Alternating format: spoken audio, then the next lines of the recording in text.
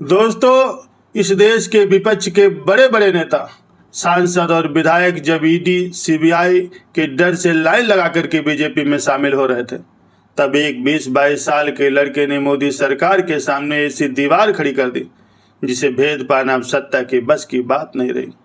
हम बात कर रहे हैं कांग्रेस जनता पार्टी के संस्थापक और बहुजन समाज के उभरते हुए युवा शेर अभिजीत दीपके की। हाल ही में जंतर मंतर पर प्रदर्शन करने वाली एक 15 साल की नाबालिग बच्ची पर गाली देने के आरोप में एफआईआर दर्ज कर दी गई। लेकिन अभिजीत दीपके ने जब वीडियो बनाकर के बीजेपी आईटी सेल और उनके नेताओं की गालियों का कच्चा चिट्ठा खोला तो सरकार इस कदर घबरा गई कि रात के 11 बजे खुद प्रधानमंत्री मोदी को कैमरे पर आकर के कहना पड़ा, मैं उन बच्चियों को माफ करता हूँ। बोस्टन यूनिवर्सिटी की पढ़ाई छोड़कर अब बाबा साहब का संविधान हाथ में लेकर के सड़कों पर उतरने वाला ये अम्बेडकरवादी युवा आखिर है कौन, और क्यों अभिजीत दीपके की इस वीडियो ने पूरी सरकार और गोदी मीडिया के पसीने छुड़ा दिए। आज की इस विशेष एक्सक्लूसिव रिपोर्ट में हम इसी जेन जी क्रांति का पूरा सच आपके सामने लाएंगे, इसलिए आखिर तक इस वीडियो में हमारे साथ बने रहिए। दोस्तों, 31 जुलाई की शाम को अभिजीत दीपके ने अपनी सोशल मीडिया पर एक ऐसा वीडियो डाला जिसने इस देश की कानून व्यवस्था पर सीधा तमाचा जड़ दिया। दरअसल जंतर मंतर पर आंदोलन में शामिल एक नाबालिग छात्रा पर एफआईआर दर्ज कर दी गई। आरोप था उसने प्रधानमंत्री को अपशब्द कहे थे। ये एफआईआर आरएसएस से जुड़ी एक महिला ने दर्ज कराई थी जो खुद को सुप्रीम कोर्ट की वकील बताती। और सबसे बड़ा सवाल ये है कि क्या पुलिस को ये नहीं पता कि कानून किसी नाबालिग पर इस तरह से एफआईआर दर्ज नहीं कर सकता। दीपके ने वीडियो में सीधा सवाल दागा, अगर गाली देना अपराध है और इस पर एफआईआर हो रही है तो सबसे ज़्यादा एफआईआर तो बीजेपी आईटी सेल पर होनी चाहिए, जो सालों से ऑनलाइन लड़कियों और महिलाओं को गंदी गंदी गालियां देते हैं और अपने प्रोफाइल पर गर्व से लिखते हैं, follow by PM Modi. Dipke ने याद दिलाया कि कैसे संसद के भीतर बीजेपी सांसद रमेश बिधूड़ी ने एक चुने हुए सांसद को भद्दी भद्दी गालियां दी थी, और कैसे यूपी के सीएम योगी आदित्यनाथ का एक वीडियो वायरल हुआ था जिसमें वो कैमरा पर्सन को अपशब्द कह रहे थे। क्या इस देश में दो कानून हैं, एक युवाओं के लिए और दूसरा सत्ता पक्ष के नेताओं के लिए? दोस्तों, आप सोच रहे होंगे कि आखिर एक 22 साल की लड़की की बात से सरकार क्यों डरेगी, क्योंकि ये लड़का कोई आम लड़का नहीं।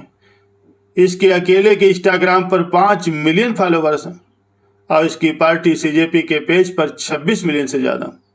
जैसे ही दीपके का वो वीडियो वायरल हुआ, सत्ता के गलियारों में हड़कंप मच गया।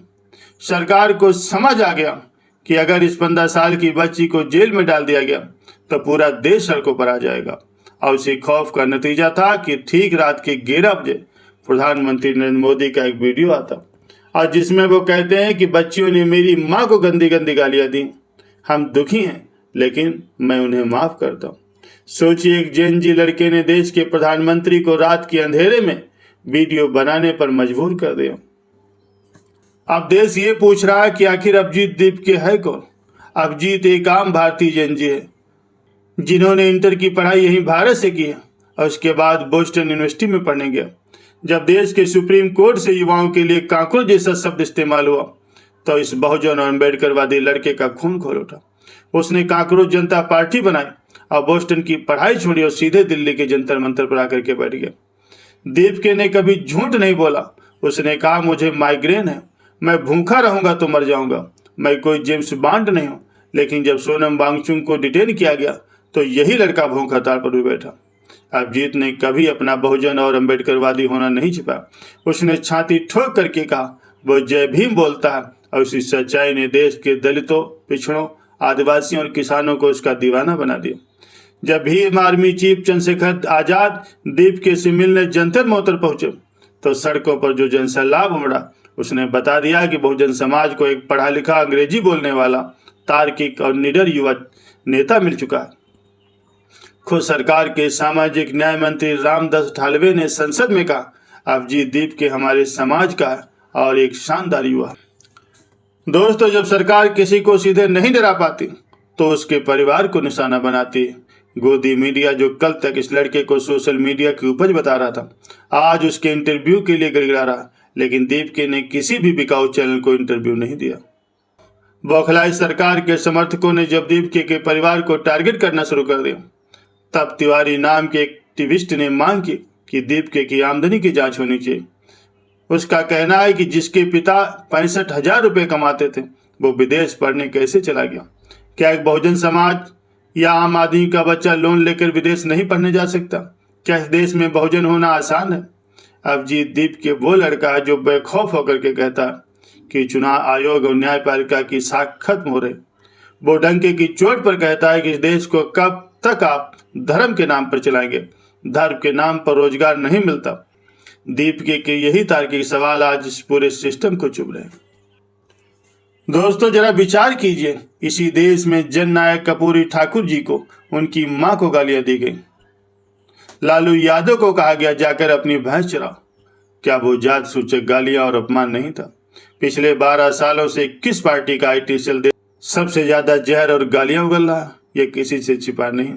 लेकिन आज जब एक बहुजन युवा बाबा साहब का संविधान हाथ में लेकर के खड़ा, तो सत्ताधारी बौखला गए। इस देश के संसद और विधानसभाओं को आज अभिजीत दीपके जैसी रीढ़ की हड्डी वाले युवाओं की जरूरत है, जो डरे नहीं, जो बिके नहीं, और जिसके लिए इस देश का संविधान ही सबसे बड़ा धर्म। दीपके ने साबित कर दिया है कि अगर आप न्याय के साथ खड़े, अगर आप सच्चाई के साथ खड़े, तो भले ही टीवी अखबार आपके खिलाफ हो जाए, इस देश की जनता और युवा आपके साथ खड़ी होगी।